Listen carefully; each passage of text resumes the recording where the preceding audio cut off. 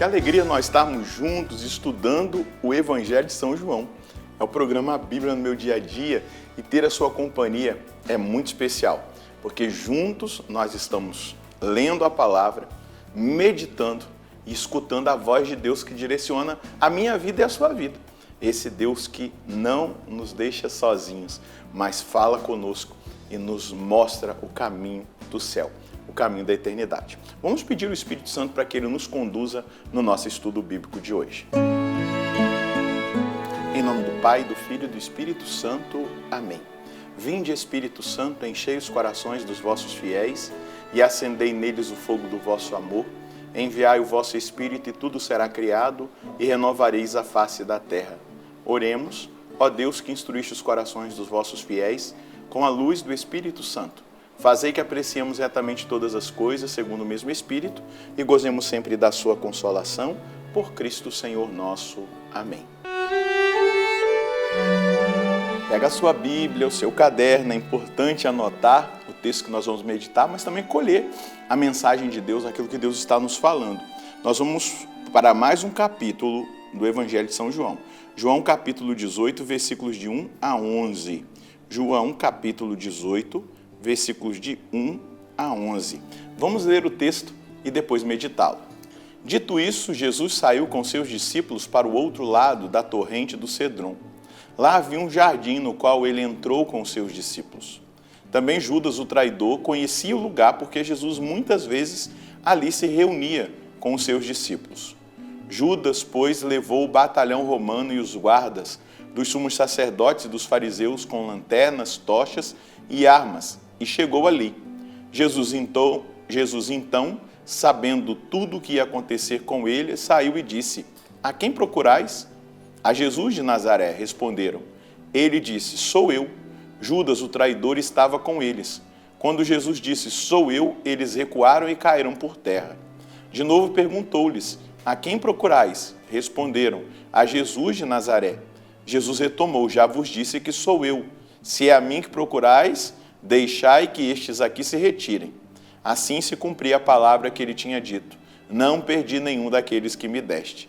Simão Pedro, que tinha uma espada, puxou-a e feriu o servo do sumo sacerdote, cortando-lhe a ponta da orelha direita. O nome do servo era Malco.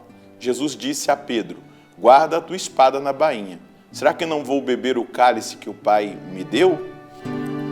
Entramos na hora derradeira de Nosso Senhor, onde Ele vai entregar a sua vida por nós. Ele terminou o discurso ali no cenáculo com a oração sacerdotal, pedindo a salvação dos seus e nossa salvação, instruindo ali até mesmo aqueles que ouviam a oração como eles deveriam viver e como Ele se entregava por eles.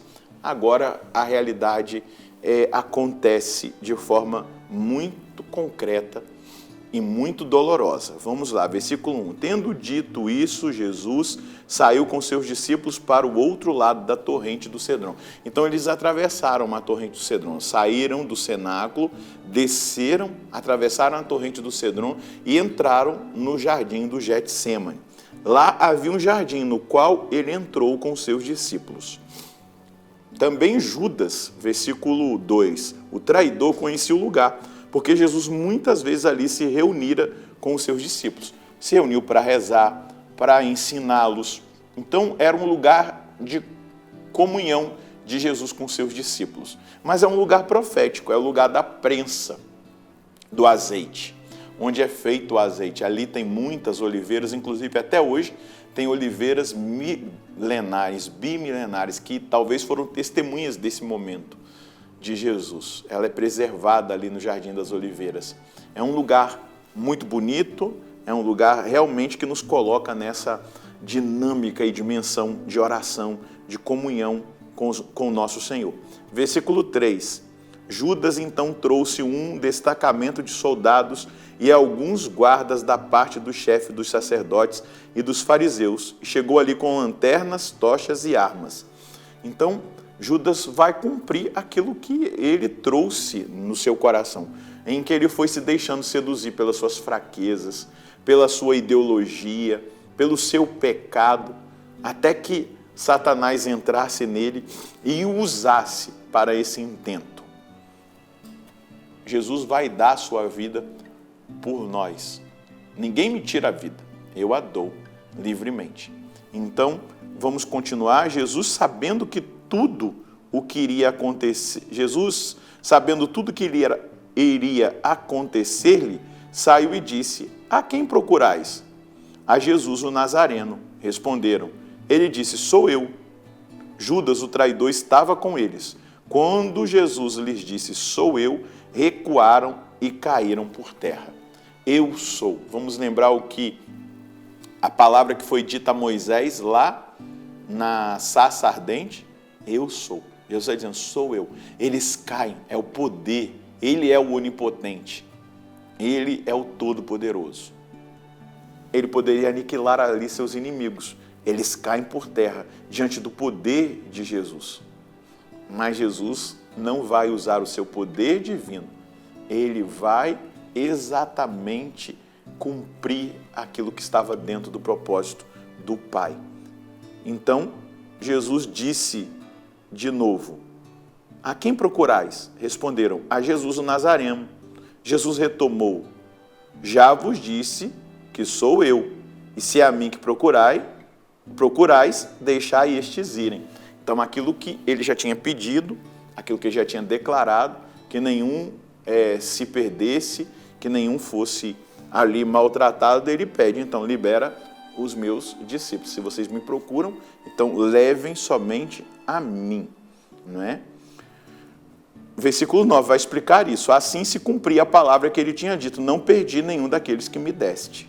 Simão Pedro, que levava uma espada, puxou e feriu o servo do sumo sacerdote, cortando-lhe a orelha direita. O servo chamava-se Malco. Jesus disse a Pedro: põe a espada na bainha. Não beberei porventura o cálice que o Pai me deu?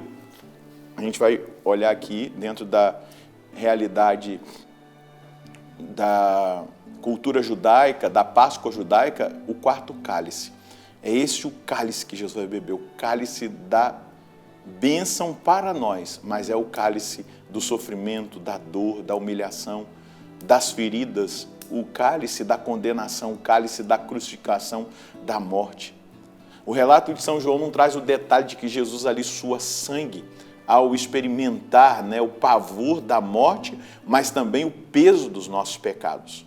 Quando nós adentramos esse mistério do sofrimento de nosso Senhor, nós temos que entender, é o peso dos nossos pecados que Ele está levando. Ele vai para o matadouro como uma ovelha mansa por causa dos nossos pecados. Ele é o Cordeiro de Deus que tira o pecado do mundo. Até a imagem do suar sangue ali na prensa, Jesus é prensado pelo peso dos nossos pecados. Assim como a azeitona é prensada para que dela saia o azeite e o mais puro, Jesus é prensado, dele sai sangue, ele sua sangue. Mas ele diz: tudo é possível a ti, Pai. Se possível, afasta de mim esse cálice, mas contanto que seja feita a tua vontade e não a minha. E é por isso que ele diz a Pedro: põe a espada na bainha. Não beberei porventura o cálice que o Pai me deu? O cálice que o Pai deu a nosso Senhor, esse quarto cálice, é o cálice da bênção, da salvação, da redenção de cada um de nós, do perdão dos nossos pecados, da nossa salvação. Isso precisa levar-nos a um arrependimento profundo dos nossos pecados.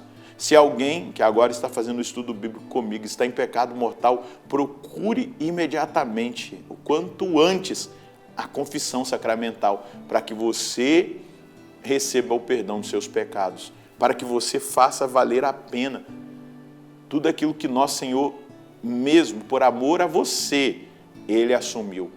Se você tem uma situação irregular e pode resolvê-la, chegou a hora de você colocar em ordem a sua vida. Chegou a hora. Se você está num relacionamento errado e você precisa corrigir isso, chegou a hora de você corrigir. Se você estava na corrupção ou em qualquer outra realidade, assumindo vícios para a sua vida, chegou a hora. Porque Jesus está bebendo o cálice que o Pai deu a Ele para a nossa libertação, para a nossa conversão, para a nossa salvação. Estamos começando agora as dores de nosso Senhor, em meditá-las aqui no Evangelho de São João. Mas é importantíssimo, ao meditar o que está acontecendo com nosso Senhor, entender que foi por amor a mim e a você. Jesus, a mensagem de hoje. Jesus está assumindo todo o peso e a culpa pecado e dos pecados do mundo inteiro. Por isso, ele diz a Pedro: não beberei, porventura, o cálice que o Pai me deu. Diante dessa verdade, o meu compromisso em renunciar ao pecado e viver uma vida justa, santa e piedosa deve ser ainda maior. O meu compromisso em renunciar ao pecado e viver uma vida justa, santa e piedosa deve ser muito maior, comprometendo-me então com tudo o que nosso Senhor fez por mim e pela humanidade. Foi para me libertar do pecado, foi para a minha transformação que Jesus adentra esse mistério da paixão, morte e ressurreição, para me salvar, para salvar você. Vamos rezar? Jesus, nós queremos contemplar a sua paixão, contemplar a sua entrega. Nós queremos contemplar esse mistério de morte e vida. Esse mistério que nos liberta do pecado, nos liberta de toda a ação do maligno, nos liberta, Senhor Deus, porque o Senhor veio fazer a vontade do Pai. E o Senhor aceita beber o cálice da dor, o cálice do sofrimento, o cálice da paixão, para que eu e cada um dos meus irmãos sejamos libertos de toda a ação diabólica, de todo e qualquer domínio do pecado. E hoje, diante da sua presença, eu adiro, Senhor, com todo o meu coração, a essa força salvífica, a essa transformação que o Senhor realiza em meu favor e em favor da humanidade inteira. Obrigado por aceitar, por beber esse cálice da salvação, pela minha salvação, pela minha redenção, pela minha transformação e do mundo inteiro. Obrigado porque cada um dos meus irmãos que agora estão rezando comigo, a partir da palavra meditada, estão sendo tocados e alcançados pelo poder do Senhor, que é um poder transformador, libertador, santificador. O meu compromisso é com a fidelidade e a correspondência a tão grande amor. Muito obrigado, nosso Senhor e nosso Deus. Foi por mim, foi por você. Quando nós adentramos o Getsêmani com Jesus, nós vamos vê-lo dizer até para mim e para você essa grande verdade. Acaso eu não vou beber o cálice que o Pai me deu? E esse cálice da paixão é para nos libertar e principalmente para abrir as portas do céu para cada um de nós. Deus abençoe você, Deus abençoe a sua família. Nós nos encontraremos no próximo programa, se Deus quiser, no nome do Pai, do Filho e do Espírito Santo. Amém.